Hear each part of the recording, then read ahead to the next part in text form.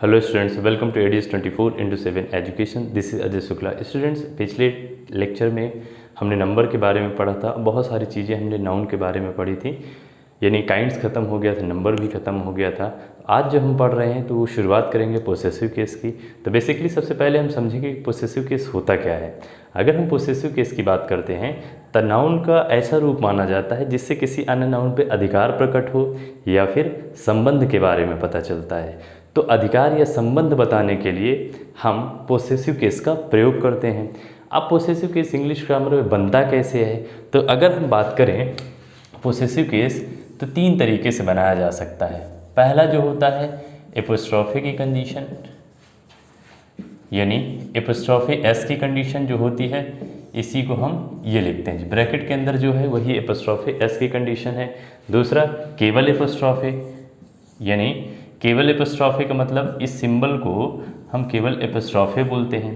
Third condition की अगर हम बात करते हैं तो प्रीपोजिशन ऑफ की मदद से। तो अब ये लाइन क्लियर हो गई कि अगर हमें पोसेसिव केस बनाना हो वो नाउन का पोसेसिव केस होना चाहिए। पोसेसिव केस हालांकि हम कई तरीके से पढ़ेंगे, इसका मतलब यह है कि अभी तो नाउन में पढ़ ही रहे हैं, फिर हम नाउन के साथ साथ नाउन के जैसे ही टॉपिक समाप्त होगा तो प्रोनाउन का हम पोसेसिव केस देखेंगे, एडजेक्टिव में भी पोसेसिव केस देखेंगे। तो ये अलग अलग तरीके से बिहेव करते हैं, उनके क्या क्या कंडीशंस हैं, उनके क्या क्या एप्लीकेशंस है पोसेसिव केस से, तो उनको भी बेहतरीन तरीके से हम समझने की कोशिश करेंगे। फिलहाल ये नाउन का टॉपिक है तो इस पे जो भी चीज़ें होंगी वो नाउन के बारे में ही मेंशन किए जाएंगी। तो इसका मतलब ये है कि हम 3 तरीके से पोसेसिव केस का प्रयोग कर सकते हैं, एपोस्ट्रोफी एस, केवल एपोस्ट्रोफी और ऑफ की मदद से। अब देखो, हिंदी में जब आप पोसेसिव केस का उच्चारण करोगे तो याद करने के लिए याद रखिएगा, हिंदी में इसका अर्थ निकलता है का, की, के। इसका मतलब ये है कि इनमें से किसी का भी आप प्रयोग कर देते हो तो जो इनका हिंदी में अर्थ निकलेगा वो क्या निकलेगा, का, की, के निकलेगा। अच्छा, नेक्स्ट की अगर हम बात करते हैं यहाँ पे, इसका मतलब ये है कि यहाँ पे ऑफ के बारे में अभी हम मेंशन नहीं करेंगे, केवल यहाँ पे एपोस्ट्रोफी एस और एपोस्ट्रोफी की बात करेंगे, यानी केवल एपोस्ट्रोफी और एपोस्ट्रोफी एस के बारे में मेंशन किया जाएगा। प्रीपोजिशन ऑफ की बात करते हैं तो बेसिकली इसका प्रयोग नॉन लिविंग के साथ होता है। तो जो नॉन लिविंग की जहाँ जहाँ कंडीशंस आएंगी उनको भी हम मेंशन करते जाएंगे, और कहीं कहीं पे कुछ विशेष स्थितियाँ होती हैं जहाँ पे हम इनका प्रयोग इनके बदले इसका भी कर सकते हैं, यानी प्रीपोजिशन ऑफ का भी यूज़ कर सकते हैं या एपोस्ट्रोफी एस का या फिर केवल एपोस्ट्रोफी, हम सभी का प्रयोग कर सकते हैं। तो कौन कौन सी एप्लीकेशंस होंगी उनके बारे में भी हम मेंशन करते चलेंगे, उन कंडीशंस के बारे में। फिलहाल अगर हम बात करें यहाँ पे, सबसे पहले शुरुआत करते हैं एपोस्ट्रोफी एस की। तो एपोस्ट्रोफी एस की अगर हम बात करें तो ये पर्सन के लिए होगा। इसका मतलब ये है कि अगर कोई व्यक्ति है और व्यक्ति का नाम है तो पर्सन के लिए हम किसका यूज़ करते हैं, एपोस्ट्रोफी एस का यूज़ करते हैं। ऐसा नाम यानी नाउन है, और नाउन जो होना चाहिए वो सिंगुलर कंडीशन में है। अगर कोई सेंटेंस में नाउन प्रयोग हुआ है और पोसेसिव केस की घटना बनती है, ये स्थिति वहाँ पे आ रही है, तो अगर कोई नाउन है और वो सिंगुलर कंडीशन में है तो ऐसी स्थिति में हम एपोस्ट्रोफी एस का प्रयोग करते हैं। अब जैसे एग्जाम्पल के तौर पे हम देखें, जैसे मैंने कहा रवीज बुक, उसी तरीके से मैंने कहा श्याम पेन, इसी तरीके से मैंने कहा राकेश कार। अब देखो यहाँ पे हम 3 हमने शब्द लिया है, इसका मतलब 3 नाउन है, राम, यहाँ पे रवि, श्याम, राकेश। अब आप देख रहे हो कि इसके साथ एपोस्ट्रोफी एस है, यहाँ पर भी एपोस्ट्रोफी एस है और यहाँ पर भी एपोस्ट्रोफी एस है, और इनका संबंध किससे बताया जा रहा है, बुक से, पेन से और उसके बाद कार से। तो इसका मतलब आप कैसे पढ़ोगे, रवि की किताब, श्याम का पेन, यहाँ पे देखो राकेश की कार। तो कहने का मतलब ये है कि आप देख सकते हो का के की का अर्थ निकल रहा है, तो इनका अर्थ जो निकलेगा वो का के की का निकलेगा। कंडीशन क्या है कि यहाँ पे सिंगुलर नाउन के साथ प्रत्येक दशा में हम एपोस्ट्रोफी एस का यूज करेंगे। दूसरी अगर हम इसकी कंडीशन की बात करते हैं, मान लो नाउन प्लूरल कंडीशन में है। कैसे हो, प्लूरल कंडीशन में हो। तो प्लूरल कंडीशन में अगर नाउन है तो ऐसी स्थिति में अगर उस नाउन के अंत में एस नहीं आया है, मतलब नाउन प्लूरल हो, जैसे वुमेन, वुमेन का प्लूरल वेमेन होता है, उसी तरीके से चाइल्ड, चाइल्ड का प्लूरल चिल्ड्रन होता है, उसी तरीके से आपने कहा मेन, तो मेन प्लूरल कंडीशन में है। तो ये कहीं ना कहीं ये स्पष्ट हो जा रहा है कि अगर पर्सन से रिलेटेड है और उस नाउन के अंत में एस नहीं आ रहा है तो ऐसी स्थिति में भी हम उस नाउन के साथ भी एपोस्ट्रॉफी एस का प्रयोग कर सकते हैं। जैसे अगर हम बोलें यहाँ पे मेंस बिहेवियर, फिर उसी तरीके से हमने कहा विमेंस कॉलेज, उसी तरीके से मैंने कहा मेंस हॉस्टल, अगर इसी तरीके से हमने कहा चिल्ड्रंस स्कूल। आई थिंक ये आपको समझ में आ रहा होगा। यहाँ पे देखिए मेन है प्लूरल कंडीशन में और इसके साथ एस नहीं आया है तो एपोस्ट्रॉफी एस की कंडीशन होगी। तो ये जितने भी नाउन मेंशन किए गए हैं सब अपने आप में प्लूरल का भाव प्रकट कर रहे हैं, इसलिए इनके साथ भी हम प्लूरल का भाव प्रकट कर रहे हैं, किंतु इसके साथ एस का प्रयोग नहीं हुआ है। तो ऐसी स्थिति में भी हम इनके साथ एपोस्ट्रॉफी एस का प्रयोग करेंगे। अच्छा, फिर अगर नेक्स्ट की हम बात करें, यहाँ पे नेक्स्ट की कंडीशन क्या है? नेक्स्ट कंडीशन ये है कि अगर हम बात करते हैं कोई नाउन प्लूरल कंडीशन में हो, जैसे मैंने कहा बॉयज़, ठीक। अब आप यहाँ पे देख रहे हो कि बॉय के साथ क्या आया है? एस है। तो अगर कोई नाउन प्लूरल होता है तो और उसके अंत में एस यस आया हो, बेसिकली एस आया हो, तो ऐसी स्थिति में हम उसके साथ केवल एपोस्ट्रॉफी का यूज़ करेंगे।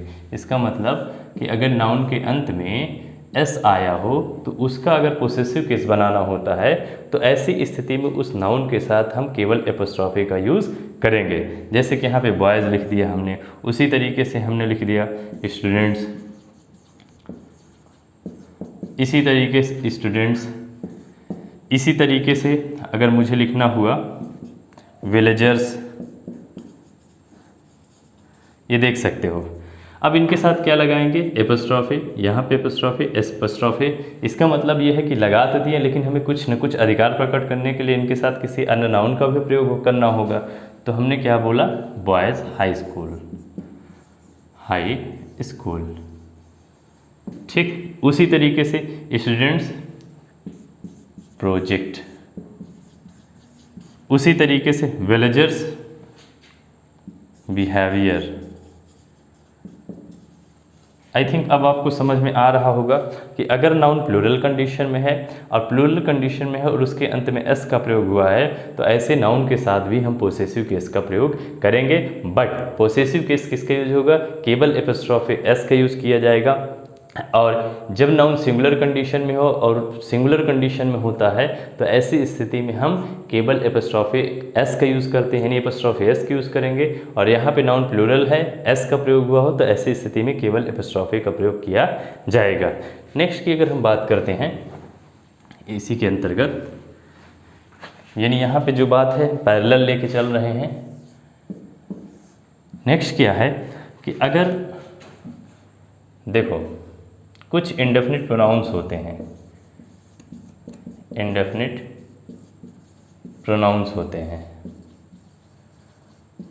अब इंडेफिनिट प्रोनाउंस क्या होते हैं वो हम डिटेल में जो पढ़ेंगे वो प्रोनाउन के अंतर्गत पढ़ेंगे। फिलहाल आप लिस्ट समझ लो कि जैसे मैंने बोला समबडी,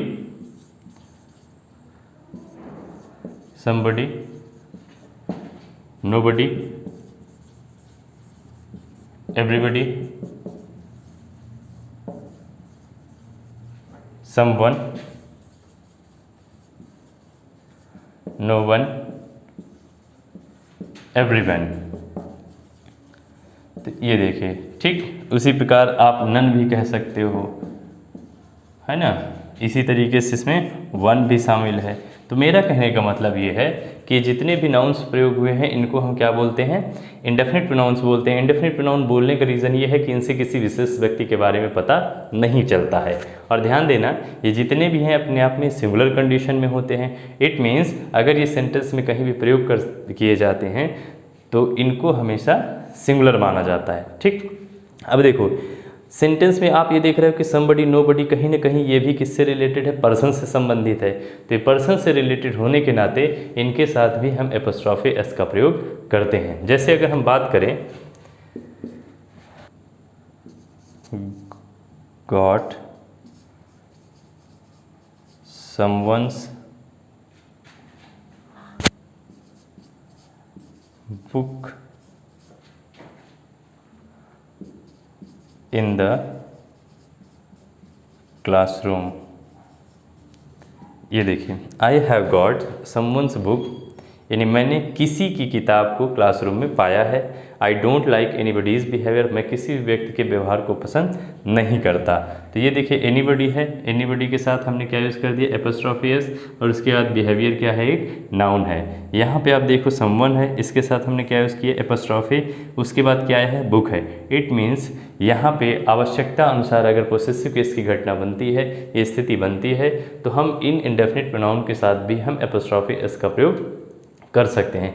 लेकिन एक चीज़ आप याद रखिएगा, अगर मान लीजिए इन इंडेफिनिट प्रोनाउन के साथ इल्स आ गया, क्या आ गया, इल्स का प्रयोग कर दिया जाए, तो ऐसी स्थिति में एपोस्ट्रोफी एस का प्रयोग तब इनके साथ नहीं होगा बल्कि इल्स के साथ किया जाएगा। जैसे अगर मैंने कहा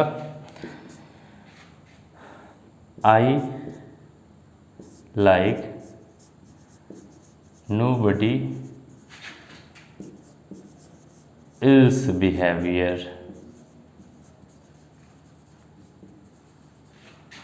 but yours.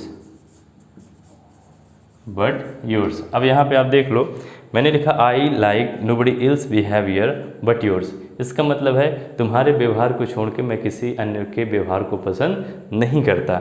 I like nobody ills behaviour but yours, यानी तुम्हारे सिवा किसी अन्य के व्यवहार को पसंद नहीं करता हूँ। तो अब देखो यहाँ पे क्या है, इंडेफिनिट प्रोनाउन क्या आया है, नोबडी आया है। तो नोबडी के साथ अगर इल्स आ जाता है तो एपोस्ट्रोफी एस की जो घटना बनेगी वो इल्स के बाद होना चाहिए। तो आई थिंक ये आपको क्लियर हो गया होगा। तो याद कुछ नहीं करना है, इनका प्रयोग होता है तो इनके साथ आवश्यकता अनुसार अगर नीड बनती है, सेंटेंस में आवश्यक है कि पोसेसिव केस की घटना बन रही है, तो you can use. And if you find that else has been used in the sentence, so in this condition we always use apostrophe s with is, not indefinite pronoun, not with indefinite pronoun. तो इसका मतलब indefinite pronoun के साथ हम फिर नहीं करेंगे बल्कि इल्स के साथ करेंगे। ये तब है जब इल्स मौजूद हो वाक्य में। इल्स अगर मौजूद नहीं होता है तब इनके साथ हम आवश्यकता अनुसार कर सकते हैं। नेक्स्ट अगर हम बात करते हैं इसी के अंतर्गत, तो यहाँ पे रेसिप्रोकल प्रोनाउन होता है। रेसिप्रोकल प्रोनाउन क्या होता है वो डिटेल फिर हम बता रहे हैं, वो हम प्रोनाउन टॉपिक के अंतर्गत पढ़ेंगे। तो ये आपस में रेसिप्रोकल से शब्द से ही पता चल रहा है कि आपसी संबंध के बारे में, ये परस्परता का भाव, ये रेसिप्रोकल का सेंस देने के लिए हम किसके यूज करते हैं, ईच अदर का, ईच अदर और वन एनदर, वन एनदर। ठीक, ईच अदर का यूज जो होता है 2 पर्सन के लिए होता है, वन एनदर का यूज जो होता है मोर देन 2 के लिए होता है। 2 से ज़्यादा के लिए वन एनदर और 2 के लिए हम ईच अदर का यूज़ करते हैं। तो ऐसी स्थिति में ये भी अगर हम बात करते हैं तो पर्सन के लिए प्रयोग किए जाते हैं, और ये जब भी प्रयोग किए जाएंगे तो हमेशा वर्ब के बाद प्रयोग होते हैं। इसका मतलब ये है कि ईच अदर और वन एनदर का प्रयोग हम सब्जेक्ट के स्थान पर नहीं करते हैं। तो बेसिकली हमें यहाँ पे कंडीशन है एपोस्ट्रोफी एस की, तो ये पॉइंट आप ध्यान दीजिएगा कि एपोस्ट्रोफी एस का प्रयोग ईच अदर और वन अनदर के साथ भी किया जाता है। क्यों किया जाता है, क्योंकि बेसिकली इनका प्रयोग भी हम आवश्यकता अनुसार पर्सन के लिए करते हैं। तो ऐसी स्थिति में इनके साथ भी एपोस्ट्रोफी एस का प्रयोग होगा, और एपोस्ट्रोफी एस का प्रयोग कहाँ कर सकते हैं हम, इनके बाद, यानी अदर के साथ करेंगे और यहाँ पे अनदर के साथ किया जाएगा। जैसे मैंने कहा राकेश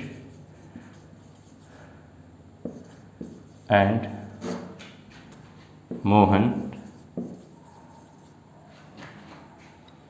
respect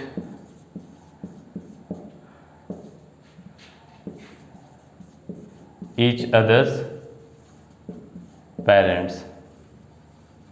ठीक, दूसरी तरीके से हम अगर हम बात करें, जैसे मैंने कहा they like one another's idea. ठीक, अब देखो यहाँ पे आप देख सकते हो Rakesh and Mohan, there are 2 person here, first is Rakesh and second is Mohan. So in this condition we always use each other, for 2 person or thing we always use each other, and for more than 2 person or thing we always use one another in the sentence. So in this condition we can use according to the need of the sentence. So as you can see, Rakesh and Mohan respect each other's parents. इसका मतलब राकेश और मोहन एक दूसरे के माता पिता का सम्मान करते हैं. And the second sentence is they like one another's idea. वो एक दूसरे के आइडिया को, विचार को पसंद करते हैं, लाइक करते हैं. तो ऐसी स्थिति में वन अनदर का यूज़ हुआ है. इसका मतलब है कि हम एक से ज़्यादा की बात कर रहे हैं, यहाँ पे दो पर्सन की बात की जा रही है, तो ऐसी स्थिति में ईच अदर का प्रयोग करेंगे. तो कुल मिला के आपको दिमाग में ये रखना है कि ईच अदर और वन अनदर के साथ भी हम एपोस्ट्रॉफी एस का प्रयोग कर सकते हैं. आज के लिए इतना ही. आशा करता हूँ कि वीडियो अच्छा लगा होगा. अगर अच्छा लगा होगा तो लाइक एंड सब्सक्राइब ज़रूर कीजिएगा. बाकी इसकी कंडीशन अभी बची हुई हैं, जो रिमेनिंग कंडीशंस होंगे उनके बारे में हम बेहतरीन तरीके से समझने की कोशिश करेंगे. Thank you so much.